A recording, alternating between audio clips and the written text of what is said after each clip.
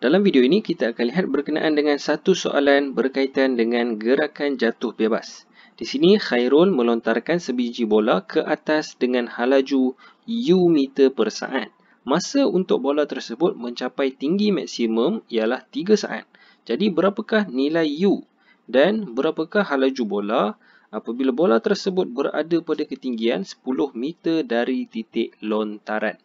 Baik, pertama sekali untuk kita faham, kita perlu contohnya kita boleh lukiskan dahulu rajah yang menggambarkan situasi ini. Baik, pertamanya bola tersebut dilontarkan oleh Khairul. Kita andaikan titik lontaran adalah di tanah. Dia melontarkan dengan halaju U meter ke atas. Dan masa untuk bola tersebut mencapai titik maksimum, bila masa untuk bola mencapai titik maksimum ialah 3 saat. Jadi berapakah nilai U?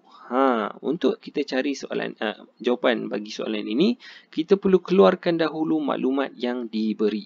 Baik, yang pertama adalah kita tahu tempoh T untuk mencapai maksimum adalah 3 saat. 3 saat. Dan kita juga tahu pecutan, pecutan dia positif atau negatif. Jadi kalau kita tengok U sekarang ini menghala ke atas dan daripada perkara yang cikgu telah berikan pada minggu lepas, kamu lihat pada nombor 2, jika halaju ke atas, maka pecutan dianggap negatif. Maksudnya negatif 10 meter per saat kuasa 2. Baik, baru 2 kuantiti yang kita tahu. Yang ketiga adalah halaju pada ketika dia berada pada ketinggian maksimum. Waktu dia berada pada ketinggian maksimum, kalau kamu ingat daripada video yang lepas, V bersamaan dengan kosong ataupun sifar. Okay? 0 meter per saat. Jadi kita ada maklumat yang ketiga, V bersamaan dengan 0 meter per saat. Dan soalannya bertanyakan tentang U. Jadi ini adalah maklumat yang ditanya. Jadi U sama dengan berapa? Okey. Bila kita sudah ada 4 maklumat, yang mana 3 diberi dan 1 ditanya, kita boleh gunakan persamaan SUVAT ataupun SUVAT, yang mana kita ada 4 persamaan. Dan kalau kita lihat ya, daripada 4 maklumat ini, 1 maklumat tidak diberi iaitu S. Maka kita perlu gunakan persamaan yang tidak ada S. Dan daripada persamaan SUVAT ini, persamaan yang tidak ada S adalah V bersamaan dengan U tambah AT. Okey. Jadi seterusnya adalah kita masukkan sahaja nilai maklumat yang diberi. Jadi V adalah sifar, U adalah maklumat yang dicari, tambah A. A adalah pecutan graviti, iaitu negatif 10. Dan T adalah 3. Maka bila kita hitung, 0 bersamaan dengan U tolak 30. Dan U adalah 30 meter per saat. Laju tu. Sekarang kita dah tahu Khairul membaling bola tersebut ke atas dengan halaju U bersamaan dengan 30 meter per saat. Baik, jadi kita sudah dapat jawapan bagi soalan yang pertama. Seterusnya kita lihat pada soalan yang kedua.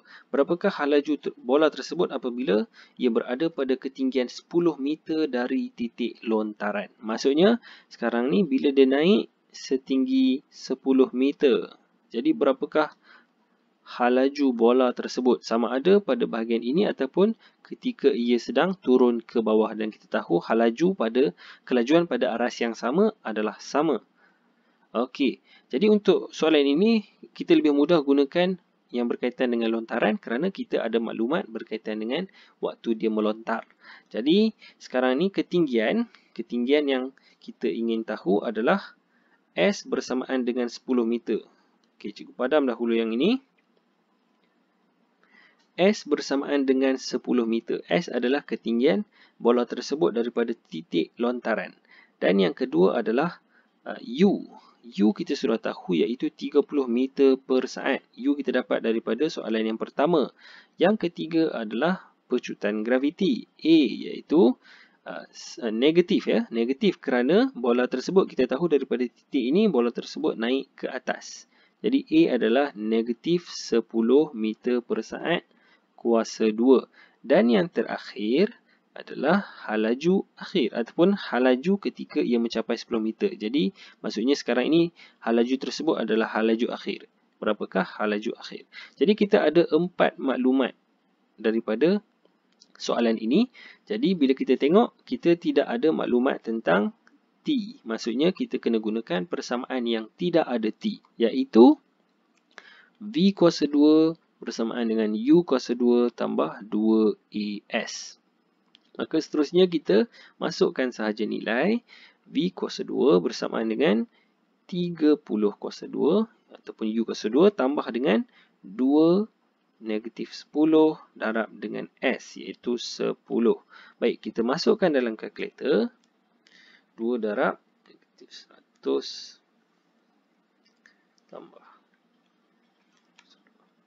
Okey, jadi kita dapat nilai V kuasa 2 bersamaan dengan 700. Jadi V bersamaan dengan punca kuasa 2 700 iaitu 26.5 meter per saat. Okey, jadi kita sudah dapat halaju ketika ia adalah ketinggian 10 meter adalah 26.5 meter per saat. Ya. Jadi, kita tengok kalau kamu nak tahu jawapan kamu logik ataupun tidak, kamu perlu tengok halaju awal U dia mesti lebih besar daripada halaju ketika ia berada pada titik ketinggian 10 meter kerana ia akan semakin lama semakin perlahan sehinggalah ia mencapai sifar pada titik maksimum. Dan kita juga tahu pada ketika ia sedang turun ke bawah, kelajuannya adalah sama iaitu 26.5 meter per saat. Namun arahnya berbeza iaitu ke bawah. Sebab itu kita katakan kelajuan yang sama bukan halaju yang sama kerana kelajuan hanya bergantung kepada nilai.